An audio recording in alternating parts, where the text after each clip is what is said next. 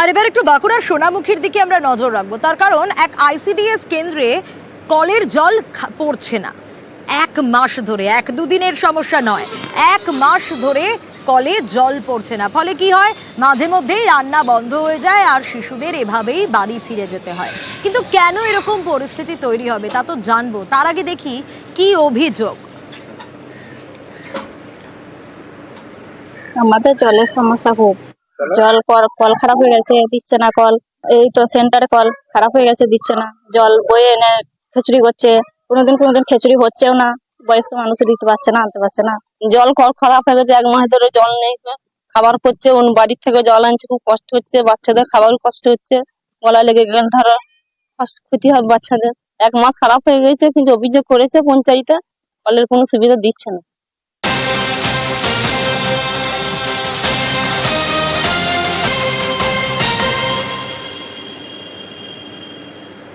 দেবব্রত রয়েছে আমার সঙ্গে, আরো বিস্তারিত দেবব্রতই জানাতে পারবে। দেবব্রত, 1-2 দিনের সমস্যা নয়, সমস্যাটা 1 মাসের।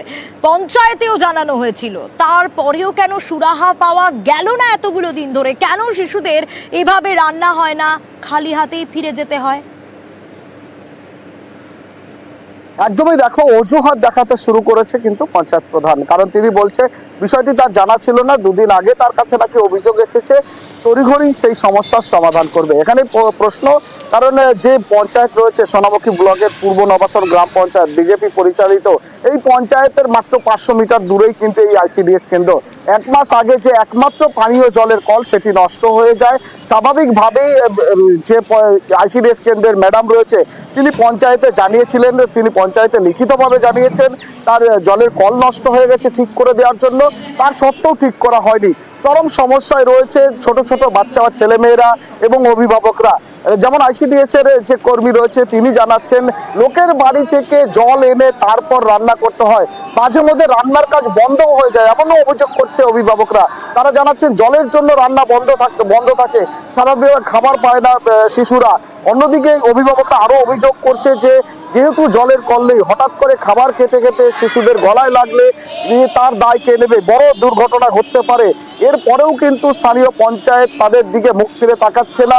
এটা নিয়েও কিন্তু একেবারে স্থানীয় যিনি সদস্য রয়েছে তার কাছে জিজ্ঞাসা করেছিলাম, তিনি বলছেন বিজেপি পরিচালিত যেহেতু পঞ্চায়েত, তাদেরকে বললে তারা গুরুত্ব দিচ্ছে না, তারা বঞ্চিত করছে এলাকা, তাই জলের কল হয়নি। অন্যদিকে কিন্তু সুরাহা দিচ্ছে পঞ্চায়েত প্রধান, অতি তাড়াতাড়ি জলের কল মেরামত করার তিনি আশ্বাস দিচ্ছেন। বেশ দেবব্রত, অবশ্যই আমাদেরও নজর থাকবে কতদিনে এই কল সারানো হয়।